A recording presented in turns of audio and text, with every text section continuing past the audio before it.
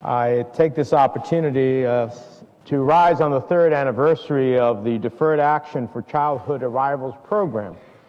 For all of these young men and women, it has helped, young men and women who came to this country as young children through no choice of their own. Their parents made that decision for them. The only country they've ever known is that of the United States. The only flag they pledge allegiance to is the American flag. The only national anthem they know is the Star-Spangled Banner. And because of the Deferred Action for Childhood Arrivals, they have had temporary deportation relief and work authorization so they could achieve their full potential as young Americans.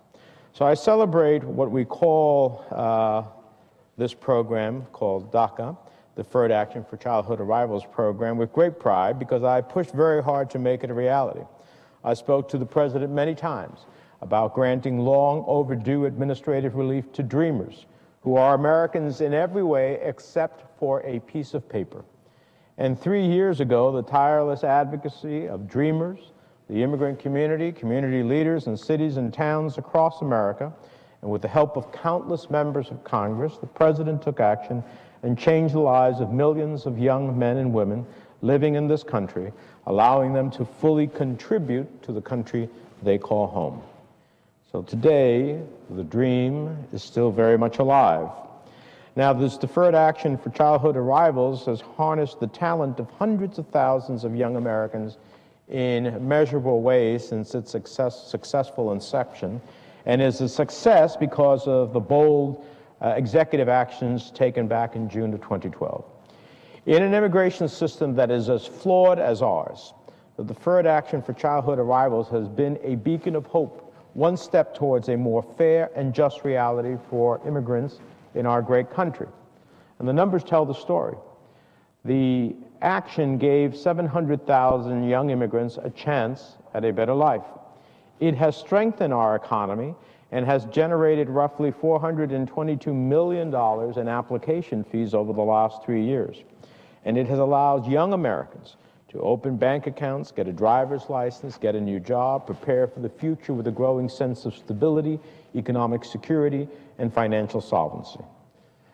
This program has been a model of success shaped by the courageous individuals who decided to come forward, register with the government, pass a criminal background check, work hard, and take advantage of the opportunities that the Deferred Action program provides. In my home state of New Jersey alone, more than 25,000 young people have been granted the peace of mind that comes with temporary protection for deportation and the ability to work.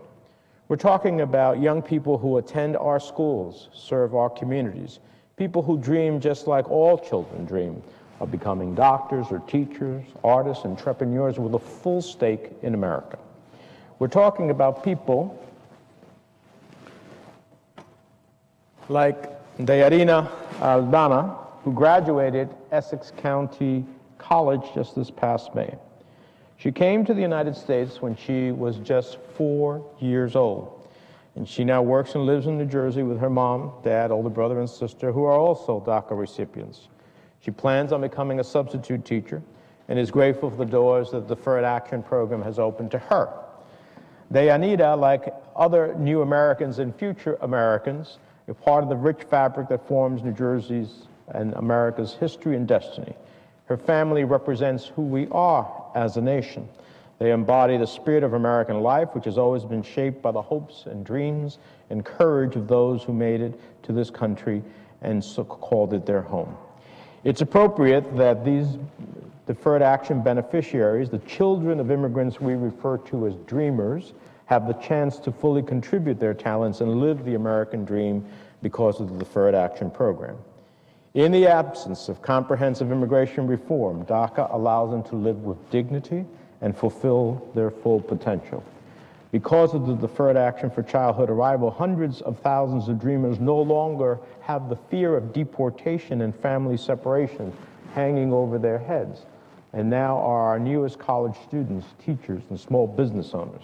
And if we look closely at those individuals and who they are, we see that this program is about families like Dayanita's. By removing the fear of deportation, of being unnecessarily torn from your loved ones at a moment's notice, more families can now live in peace, with dignity, and with real hopes of building a stronger future together. 3 years later, we see how our nation's dreamers and aspirations are more attainable when dreamers can achieve their full potential. Deferred action for childhood arrivals is living proof that all of America benefits when an undocumented individual steps out of the shadows, is able to fully contribute to the economy through their ingenuity, skills, and hard work. We need to build upon programs like DACA, not turn our backs on extending opportunities to those who are willing to work hard for them.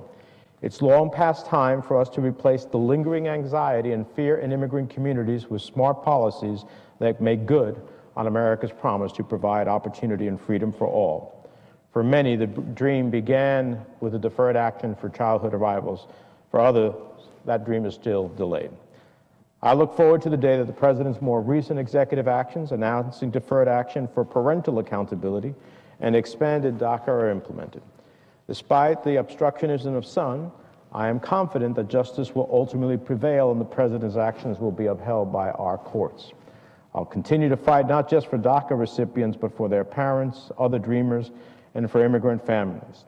I'll continue to fight for comprehensive immigration reform that will fix our nation's broken immigration system once and for all, not just because it makes good economic sense, but because it is the right thing to do.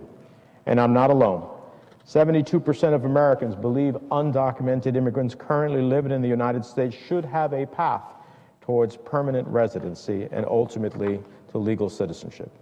Americans continue to overwhelmingly support fixing our broken system, and the deferred action for childhood arrival success should further encourage Congress to move forward, fortified by the conviction that comprehensive immigration reform is a fight worth fighting for. So let me close by saying, in the meantime, I join my colleagues in commemorating DACA's anniversary as a day that marks 3 years of smart, successful policy, as a step in the right direction, as a foundation upon which we can continue to build. It's an opportunity for the American dream to be realized by some of the youngest and best and brightest that we have in the nation. Many of these young men and women, I've met them, are valedictorians, salutarians. We need to use their intellect, energy, and creative talents to build a better America. With that, Mr. President, I yield the floor.